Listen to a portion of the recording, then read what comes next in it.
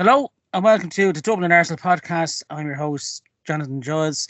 On the podcast tonight, I'm joined by Arsenal season ticket holder Eamonn Donnelly and lifelong Man United fan Dessy to review yesterday's Emirates FA Cup third round defeat to Ruben Amorim's Manchester United side.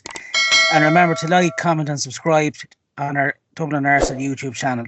So sit back and enjoy the show.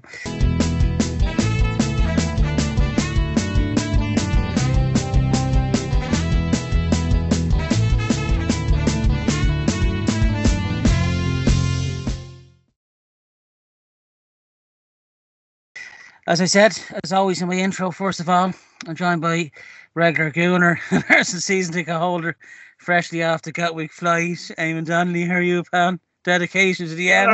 Evening, Jonathan. Evening, Dessy. Well, on the way home there, I bumped into a sleepwalking nun. She said she was a Roman Catholic. Here, Eamonn, as long as you don't get into the habit. Yeah. I'm also joined by good old Mr. Brennan himself.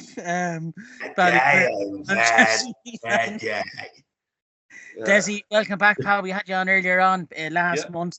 How are you keeping, pal? Are you keeping well? Good, yeah, great, and yeah, very Even better happy today. yesterday. I've never seen a man grinning so much. It should be a great podcast, this. Well, when I was talking to Eamonn yesterday, Dessy, will you put your other teeth in, will you? I have to, here, yeah, I've only got one set. These are actually belong to me missus. And I have to put my tongue up to make sure it don't fall out. He really got them off. There's Shootout experiences, one from the 2013 departure. He kept them for special occasions. It was great to have you on, Dessy.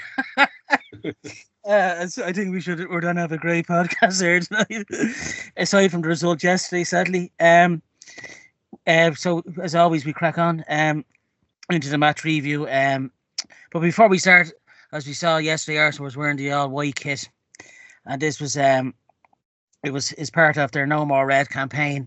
No More Red was launched in January 2022 to support our long-standing work to help keep young people safe from knife crime and youth violence. The white shirts will never be sold commercially, and instead are awarded to volunteers who give their time and skills to our charitable partners. So I think that's a really nice touch. Aside from that, though, the last three times we've wore that kit, we've been knocked out of the FA Cup. Nottingham Forest last year, Liverpool, and this year, as we know from yesterday, Man United. So I think if they can kindly put that kit to one side for at least the fourth round next year, I'll be happy. But no, it's for a great cause, with all that jokes aside. It's nice to see Arsenal doing their part in the community for that side of things. To yesterday's review, 1-1 after 90 minutes. Fernandes, after 52 minutes, scored a screamer, and Gabriel for ourselves. It went to extra time and then penalties, which Manchester United won 5-3. In terms of match analysis, lads, for myself, I thought the Manchester United goalkeeper, Bayindir, deserved man of the match. He pulled off some top saves and really was United saviour when he's went down to 10 men. I have to say, Diego Dallo, 2 yellow cards, I think rightly deserved, particularly the second one, a dangerous lunge on Mikel Merino, and luckily he did jump up high enough, or that could have been a potential ankle breaker, not leg breaker. But I think Diego Dallo just saw red, and he just went for it. I think when you watch it back again, it doesn't look that bad, but in full motion, to what the referee saw with VAR, it's gone back to the old days. A red card probably was, I think, justified. In terms of the United goal, Gabriel was cut out by Garnacho, who made a great run down the wing. He squared off to Bruno Fernandes, and it was a great finish because he got on the volley, and he buried it past David Ray, who thought, in fairness, had no chance with it. And that was after 52 minutes. The red cards were shortly after, and then Gabriel got that strike, which deflected off De Ligt, the United defender. Really well struck shot, I have to say, from Gabriel. There was another moment, I suppose, just briefly. in the first half, Highland of United gave Saliba an elbow. I caught him, in the mouth. I think he even escaped a card there. That there was a few tasty challenges. It reminded me of the years of Wenger and Ferguson. I had a bit of everything: yellow cards, red cards, missed penalties. There's a real good cup clash. First half, you could nearly not remember, but from the second half onwards, I thought it was a cracking FA Cup game. Really like with no VAR as well. I thought really helped the match as well. Going back to Bayindir, he made a great save from Declan Rice, his header, which he tipped over with one hand, and he saved Rice's shot to slow down as well. The penalty, I don't know, it's 50-50 on it, to be honest. Maguire did stick his hand and leg out, but I think Havertz made the most of it. Odegaard, just looking at him from the telly, I knew he's done a miss. He just didn't look confident. Same with Havertz when he stepped up for the penalty kick in the shootout. It was a really good penalty save, in fairness to Bayindir. I thought he done really well for his Dessy yesterday. Havertz had a chance, of course, near the end as well, where he hit it over the bar. It just hasn't been one of, it was just, to be honest, it's just been one of them weeks where we got knocked out in Newcastle. He didn't have the best of nights. And yesterday as well. The disallowed goal then as well from Martinelli. When you look back on it, it was disallowed, but a really good finish, I thought, from Martinelli. He pounced on and finished well. Out of the FA Cup third round again, I don't know. I would have loved to go to FA Cup run, but I'd happily sacrifice the FA Cup for a good run in the Champions League and Premier League. But I have to say, hands down, I think United deserved it. He's defended really well, but I think in the second half in particular, we could have won it for at least 3 or 4-1. But I'm going to come to you, Dessy. Great to have you back on. What was your analysis from your side of things on yesterday's match, Dessy? Yeah, look, I think Ruben's his goal, his match play was to. I think I'm getting a repeat. Am I? Is it okay? No, you're grand, Dessy. Yeah. I think his match play was to kind of defend well and then hopefully for a break. Now, he didn't do that too good in the first half. If you think about it, he had two chances, or two shots at goal in the first half. One by Mainu. Took a shot low down, was saved by the keeper, and the second one was Garnacho came in from the left hand side, and he had to shoot because there was nobody. Even though, despite the fact that they were supposed to be on the break, he didn't come down, and he was on his own. He had one shot, which I thought he would have held it up, and but that's the only thing we've done in the first half. It wasn't a great first half. If to be honest, in the second half and very very soon afterwards, I was saying if we could hold this. Like when what you call him, your player, when Garnacho took the player, Gabriel, he bounced. Yeah. If you watch the ball, it was headed forward and bounced off of him and came back onto Manu, and he went up to Garnacho, and he went up on the left hand side and took it great, and Bruno took it well, put it in the back of the net, and I was saying if we can hold on to this and don't get messed up, and then Dello gets sent off. What was your take on that, Dessy? I actually think, look at the time, all my history around football has always been that you should be able to make a tackle. And if you don't clip the player, and the player gets away, if he has time to jump over it, and you haven't touched him, I don't think it's personally, I don't think it's a yellow card. I don't think there was any intent whatsoever other than to go for the ball. He lost the ball. He pushed the ball too far forward. And then when he picked her up, I don't think he'd any intentions whatsoever. So if you're asking me to be honest, I think, no, in today's game, that's what you get. That's the other thing I would say. And I would say the same if you think about the Bruno Fernandes, his yellow card. Yeah. Let's go back to that as well. He deserved that. And in actual fact, if I'd have been anybody else, I'd have taken... Sorry, I'll just figure that. Yeah, no worries. If we went back to that, if he thrown his boot, gets away with it once, and he's the leader. He gets away with it, banging it. So yellow cards, I don't believe that was. I don't think there was any intent whatsoever. There was no intent. It wasn't like he was jeopardising anything, or if he didn't get it, there was something going to happen serious. It was on the sideline, on the halfway line nearly. So the long and short of it, I don't think was justified. Do you think his first yellow card was justified? If it was a yellow card, it was a second. Is the second yellow card? It was a sending off, of course. Yeah. But, do you think his first yellow card was a yellow card, Dessy, for his first tackle? I think yeah. Yeah. Where it was, and again, where it was, he hadn't got a lot of choice. If you think about it, just on the outside of the box. Yeah. So that's, I'd say it's a fair enough first one. Yeah, the second one, I don't think there was any intent whatsoever. In terms of going forward to the penalty incident, Dessy, what did you make of the Harry Maguire, Kai Havertz? Do you think that was again?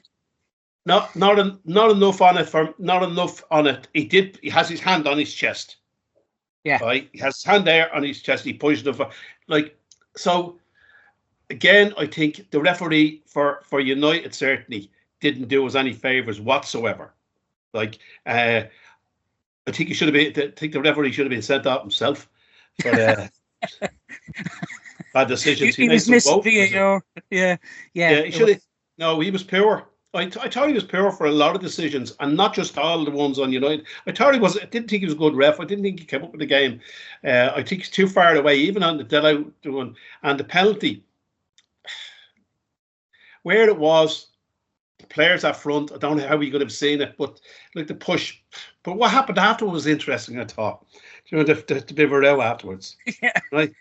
And your player went down. Who? I don't know which. It was Gabriel went down. It was Havertz went down. Yeah. Well, he went down holding his head, and the referee was looking to see would he give anything for it, right? And you see Martinez. So Martinez couldn't reach past his chest, so and he was holding his head, so he couldn't have possibly hit him. Anyway. In terms of it was your goalkeeper by Yinder, Dessy. Yeah. He made some vital saves in that second half. It could have been he was absolutely unbelievable. He was unbelievable. Now I think he should have cut the cross that went down. That Manu put onto Gabriel's foot to score. I think that's. Yeah. I think other than that, that's the only mistake he made. But I mean, everything else he done, he was perfect. Yeah. I mean, I'm not too sure if he had Onana in the goal yesterday. Would we have been surviving? And the other thing, and you said it earlier on yourself, about him being, the player of the match. When that happens, when the keeper gets player of the game, that tells you an awful lot about the game. Now, you would expect that there'd be a lot of shots on goal when you have 10 players. But I think the fact that showed you how many chances Arsenal had, and that could have on another day would have came off, and we would have been beaten 4-0, or 4-1. Sorry, so that tells you a huge amount of when the keeper gets man of the match. So yeah, he was great on the day, and it's delighted for him. Yeah, he made some really tough saves, in particular the Declan Rice one where he tipped it over one-handed. Yeah. In terms of ourselves, that was about 95 minutes. It was actually, because it was very late on. It was a vital save at a vital time. And we could have actually pinched it just before that. We could have pinched the game just before that. Yeah. So game swing on moments. Absolutely. But anyway, in terms of ourselves, Eamonn, it was a bad day seeing Gabriel Jesus go off with that. Looked like a bad knee injury, but you had the best seat as always, Eamonn, when in the house when you're at the Emirates. It was a cracking, I think, cup tie. What was your analysis from the game yesterday, Eamonn? Well, first of all, it was a brilliant occasion to be at, leaving aside the result, which is a heartbreaker for us. Yeah, it was real old school because the United allocation was triple what the away fans would normally be, which meant that I had to leave my normal position in the ground and come around to the west stand or the east stand rather, near the north bank. So I was actually watching the game not from behind the goal on the top end where I normally stand, because they give the entire lower top end to the Man United fans, and there was a cracking atmosphere, right? That being said, losing a game like that, it's like being beaten over the head with a piece of IKEA furniture, and then having to compliment the craftsmanship of that piece of furniture. It was a hard one to swallow. But it was a real, like, it was very absorbing second half. I mean, the first half, I just thought Arsenal were trying this rigid control, painting by numbers, and a bit of that has crept into the team. I mentioned on last week's podcast that I think there's an element of Arsenal players being in a tactical comfort zone. I don't mean a comfort zone where they're not trying. I mean a tactical comfort zone where they're playing safety possession. Eamonn, sorry, just on that, did you think that when they were like free kicks, corners, they did an awful lot of talking as if they were deciding then and there without. Yeah, but that's worked so far this season, Dessy. But at the same time, I think Odegaard's deliveries from corner kicks, we had about 8 corner kicks on his side, and not one of them would match up to Saka's deliveries from corners. But I'll go there in a second. The first half, to me, we were kind of controlling the game in a very rigid fashion, not really doing anything. It was a nothing game. The only real thing I've noted in the first half was the injury to Jesus. We can't buy a break this year with them. And anybody with a pair of eyes can see that the look we're having this season, we just can't keep players fit. And I'm afraid it's going to be one of those seasons where I just think that, let's just try and cement Champions League football for next year, do as well as we can in the Premier League with what we have, try and hope that our players are back for the latter end of the Champions League. Saka is a world-class player. You want him back. But yesterday, we played much better yesterday than we did when we beat United. And I was at that other game too, 2-0, in the early part of December. The best part for me in the first half was a point of hell's bells at halftime. I'll tell you, that stuff is rocket fuel. Oh, Jesus Christ. It's well worth your £7 a pop, I'll tell you. You come out like Zebedee in the second half. I thought I was going on to play in the second half, and I was going to jump over the barrier. I'm good to go, But anyway, the second half. Sorry, Eamonn, for cutting across you. Were you being there yesterday, seeing Gabriel Jesus going down? Do you think that's a bad knee injury? Do you think that could affect? I think that's a cruciate ligament injury, and we've seen the end of him. Yeah. And that was sadly tracking back into his own half. Onto the second half, I thought Arsenal, and they were playing up the end. I was standing, even though I was side onto the pitch, I was nearer the corner flag.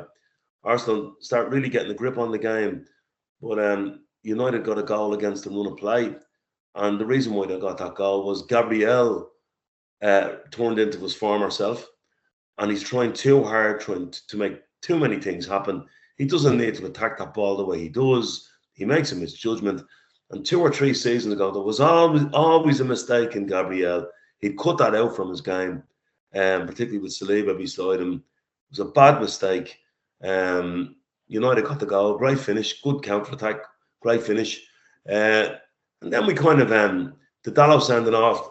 The only thing I say to you, Dessy, in real time, and the referee has no VAR, in real time, that's a second yellow card all day. Because of the speed he went into the challenge, and even if he didn't make contact, all I'm saying to you is it was in line with me. The speed he went into that, you think he probably did make contact, and he gave them. Like, I'm not saying it was the right decision, but as you saw it was a yellow card. Yeah, Look, I accept that, and if you remember a couple of years ago, and I think it was against Arsenal as well. There was a free kick given on nearly on the same place, right? For something that happened earlier. If it was on VAR, I don't know. Again, you're right. The referee is making a decision based on actual fact what he sees, and it did look bad. But I just think if someone has enough time to jump over it, but you think VAR wouldn't have interfered with that because it was his second yellow card. So they wouldn't have overturned it because they wouldn't have looked at it. But all I can say is that to the naked eye, and I'll balance this argument up now, because in the naked eye, that was never a penalty. Never a penalty in a million years. Yeah. In the naked eye, and I normally, for this show, watch the entire game back, and you try and give an honest analysis of the game as I try and do. I haven't seen the game back because I'm just back in off my flight. But in real time, That to me didn't look like a penalty, but we got it. We haven't had many decisions this year. And I said to the guy next to me, I hope Odegaard doesn't take this. Yeah. Because he hasn't been able to hit a barn door since he came back from injury. Right? And if you look at his run up, he does this big jump up in the air and then a kind of on the spot jogging. I didn't like it. And again in real time, it was a decent save, but the penalty to me looked too deliberate. It was in slow motion, and as soon as he struck the ball, I said, "That's not going in." Right? And I think Arsenal should have been a bit clever. I think they should have handed the ball to Jorginho, and they said, "Up you go, pal. Stick that in the net. If we score that penalty, it's game over." That's over. It's over. It's over. Not just game. It was. I absolutely agree. It was done. It's over. Yeah. And then as the game went on, I haven't seen these back, but the one that Havertz managed to tow over the bar. I don't know how he missed it. I don't know how he missed it. I really don't. I mean, it's broken to him with an open goal. In fact, if he miskicks it with his studs, it'll roll into the goal. He caught it. He caught it on the full. I don't think the Declan Rice header. Declan Rice should have scored. All Declan has to do, again, that's down my end. All Declan had to do was keep that ball low. The goalkeeper stranded if he keeps it low. Yeah. He put it at a height that the keeper could save it. And the one I haven't seen back, lads, is the Trossard. The Trossard one. Show enough conviction, Eamonn Trossard. He didn't show enough. You know. I haven't seen that back, but to me, we were out of our seats. That's a goal. Yeah. You know. What a clearance though by Dessy. Apologies for my lack of forensic insight, because again I haven't seen it back. I'm only giving you what what I saw. No, to be honest, Eamonn, you're spot on in all your points. So a couple of other points I wanted to make though. One is not having VAR changed everything. Yeah. It made a better game. The referee, like the players, it reminded me of when you remember in secondary school when you had a free class. It was like a jungle. The players knew they could get away with a lot more. And on set pieces, I'm telling you, Martinez was dishing it out big time. Yeah, he's a tough little lad, that fella, you know. He was, and this is not a complaint. I mean, what I'm saying is that if ever we missed Ben White in a game yesterday, it was yesterday, right? Because Ben White is the master of our dark arts. And Ben White, knowing there's no VAR on, himself and Martinez would have got it on together yesterday. We didn't do that, you know. We played as if there was VAR there. We had our set pieces as if there was VAR. We could have got away with a lot more. Players were getting away with a lot more. It changed everything. And I also think it's very difficult for referees when they've been refereeing at the top level. I thought he was crap anyway, but it's very. But I've always thought Madley was a crap referee. But leaving this, I had some sympathy for him yesterday, because when you're used to having VAR, you have a safety net. And yesterday, he was like a little boy lost, because there was so much going on around him. And the speed, it's all very well saying, well, that's what it was like, 20 years ago and that.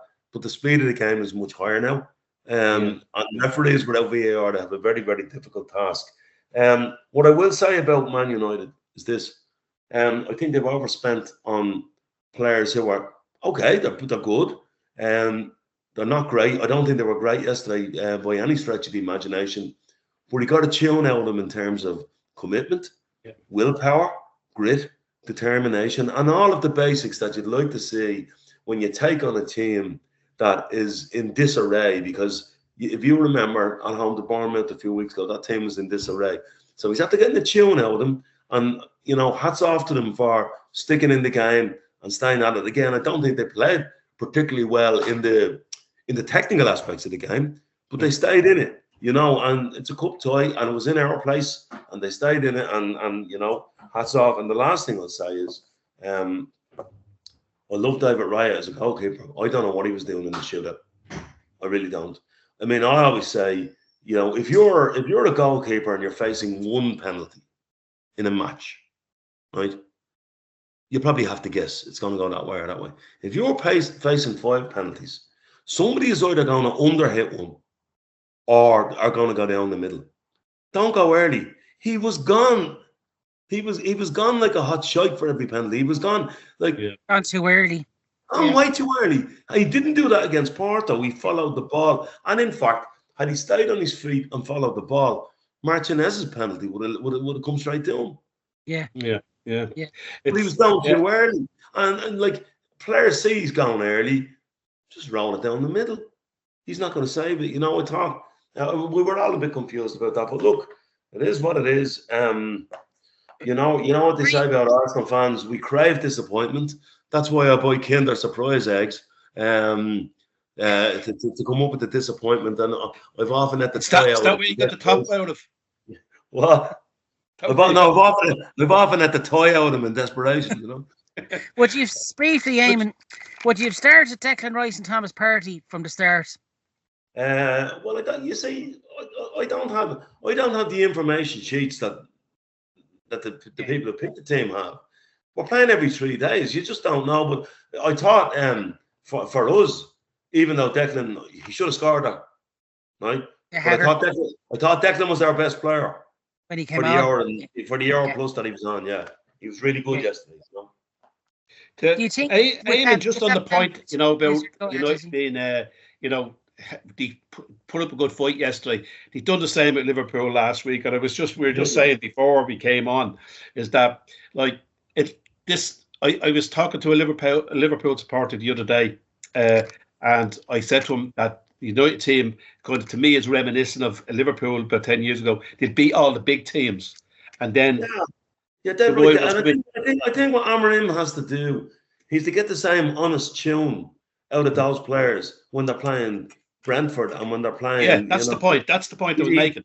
He's got to get the same honest tune out. He has to get that enthusiasm, out of them, because like last week, and like even when they went an hour and 5 minutes or an hour and 10 minutes nearly, with 10 men, I kind of said, well, they got the luck has to be on their side now to win this, but I just believe if they can still continue to do that, have that level of enthusiasm.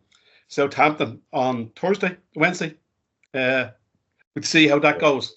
And that'll tell you something. I'll tell you another thing, and this is not like the ball was too light, and just from a spectator's point of view, I don't know what it's like for the players, but them white shirts are a disaster. You couldn't see the numbers on anybody's back. It wasn't any numbers. Yeah, there were. It's giving us nothing. Are you sure? Because the reason that they were stitched in. There was numbers, but there was no names. Yeah, but the numbers were stitched in. Yeah, surely to God, no more red could mean they could put navy numbers or something on them. It was very disconcerting to watch. Eamonn, there was no names on them shirts. No, probably wasn't. No, there wasn't. There's definitely no names on them. Because that was the one thing I thought I saw El Mr. Brennan on one of the shorts. Today's short. Today. Today's white shirt today. I think it looks like with Marcus Rashford being dropped now the last few games under Amorim, Dessy, and there's I don't know how true it is, but there's talk of him coming to ourselves, but I think that's a bit off probably. Do you think? Sorry, Jonathan. Like when you say, I love this stuff that you do. When you say there's talk, who's talking? There's been a lot of talk since Friday, but but who though? Just aside from all that, it's Troy Benry. Do you think he'll go into the transfer window, Dessy? I think he will, although I'm reading stuff that just, that Ruben is talking to him and all that type of stuff. And maybe, like, if you remember, Maguire was out the door, summer 12 months, out the door. And I mean, he did a great game yesterday, but he out the door, he came back. But I have to be honest with you, and again, I don't even know whether I said it the last time, but we beat West Ham Everton 4-0 on the Wednesday. Yeah. Sorry, on the Sunday. Yeah. We go again against Arsenal and he doesn't play him. And there's two players dropped, if you remember. Martinez and Bruno was both out because of the 5th yellow card. And he doesn't play them. How does Rashford confidence get built up? He scores 2 goals in that match and he goes back and plays. And I just can't understand that man management type of stuff. That disappointed me. Like, if you're building someone's confidence, unless there's, again, Eamon alluded to the fact that there was, he doesn't see the match sheet. Maybe we don't know what's going on behind the scenes, and I don't know. But to me, I seen a fella coming back, scoring 2 goals. Fella who has had a terrible summer. Remember, think about this fella. This fella, like, he's been at the height of his career for the last few years. Only a young fella, really. He gets dropped from England. He's not playing that well. He comes in, he plays a few games, he scores 3 goals in 2 matches, and then gets dropped against Arsenal. Yeah. I just found that really difficult as a man management point of view. As I said, I often say to people, what would I know? I only ever managed schoolboy teams. But I always believe that there's a bit of motivation always has to come in when you're trying to build up somebody back up. But there's obviously something else happening. Will he go? I think so. I imagine the most likely option, Dessy, is a loan to a European club. Yeah, I think so. You don't think he'll stay in the Premier League, no? No, I don't think so. No. Most of the Premier League clubs, Jonathan, have their quota of 2 Premier League players on loan. Most of them do. Yeah. So they can't. There's no room for them. So you'd have to buy him. Would he fit in at Arsenal, Eamon? I think he's good. I think he's good enough to play at that level, and by all accounts, he's actually quite a humble type of boy, but he's out of sorts at the moment. So you see, look, I mean, I don't want to get into transfer business again, right? But like the forward player we wanted was Benjamin Sesko.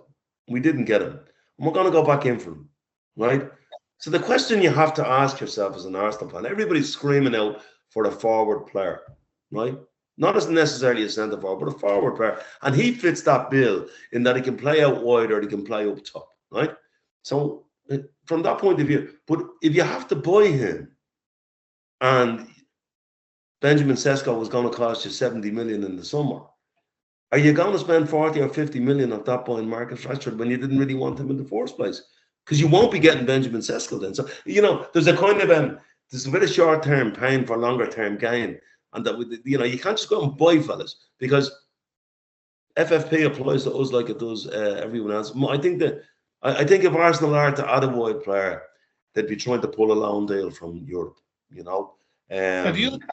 other thing is a €300,000 a week. Yeah, that's another. United overpay on their salaries. But the difficult is there. That's what inhibit him going to some of the teams. He won't be able to pay that type of money. That's why I think if United could ship him out on loan for 6 months and maybe get somebody to pay 100 grand off that 300 grand a week, I think that's a more likely option for him. Anyway, okay. Yeah, and maybe then he'll come back. yeah, it might be a different player. But from what I've seen from yourselves, Dessy, in the last 2 games against Liverpool and ourselves, a drastic change from, not playing every 2 or 3 games in a week. When you have that rest period of 5 or 6 days, it's massive, isn't it? Especially in the training. Yeah, you can see. And I think it obviously gave him a chance to work with the players. Now look at this, the Swallows will make a summer, all that type of stuff. We've won 2 matches. We've won 2 matches, one on penalties, drawn against Liverpool and one on penalties. So nothing to roar about. But in saying that there's nothing like winning or success to build on success. So maybe, and the playing against the Southamptons and people like that, that's what I'll do, because they'll always turn up against the big teams. It's just in them.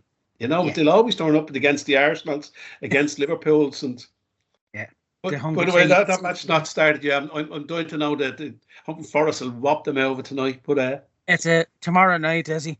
Tomorrow night, Tuesday. Yeah, you're 24 hours ahead of yourself. There's FA Cup games tonight. It's Millwall and Dagenham and Redbridge. What it is tomorrow. It's okay. Well, this is another 24 hours will be the hope. It's in the next round for yourselves. It will be Leicester City, and for ourselves, we can concentrate now firmly on the league, Premier League and League Cup, second leg. interesting enough, though, from the point of view of Leicester, come back with Van Nistelrooy And as this the manager. you never know, squeaky bum time. That's it. Well, look at Yeah. but in my recollection last year, we had to beat all the better teams to get in to get to the final. Anyway, we didn't get an easy run. We didn't get Plymouth Argyle, as Liverpool got. Wayne Rooney, step aside. Oh, yeah. No, it's Your man of the match. Actually, Stanley and Plymouth Argyle. actually think about it, So it's Yeah, well, yeah, it's a fair point, Dessy. Yeah. Your man of the match from yesterday. Without a doubt, the keeper. And that's reflective on only for them we were gone. Yeah. Yeah, he made wonderful saves, and hands down. But it's not where I actually say also, I think there was a number of players there you couldn't have complained. Obviously because the amount of chances Arsenal had, and because of the closest of, and they should have scored. You'd have to give it to the keeper. But in saying that, if you were to take that away for the on pitch play, I would have probably given it to Maguire, believe it or not. He was really good yesterday. I thought himself and DeLitt actually had a great game defensively, to be honest. Yeah. For yourself, Eamonn, for the Arsenal. Well, I thought our best player was Declan Rice. He came on. Where I watched the game yesterday, and the stuff you see, not necessarily when you keep your eyes on the ball. I thought Martinez was the best player on the pitch yesterday. Did you? Okay, yeah. He's not nicknamed the Butcher for nothing, that's for sure. No, his organisation of you can see he's a leader, isn't he? Yeah. And the Arsenal pulled United around a lot, and he had to deal with a lot yesterday. Yeah. It says a lot. Yeah, I have to say, hands down, even as a neutral, it was a cracking FA Cup game. It was like the old games between United and Arsenal from yesteryear. So I really did enjoy it. Obviously aside from the result, but I'd just like to thank Dessy for coming on again, pal. Thanks very much. We face United again in March in the league, so it'd be great to have your company again if you're free. Absolutely, no problem whatsoever. Mr. Brennan. We'll have a nice slice batch pan for that one. Bring Christy on the next time. I'd also like to thank Eamonn Donnelly. Thanks for coming on, pal. Big good. Cheers. You can catch our show as always on Dublin Arsenal YouTube channel and on Spotify. But until the next time, thanks for listening and watching, and we'll see you again soon. Thanks, lads. Well done.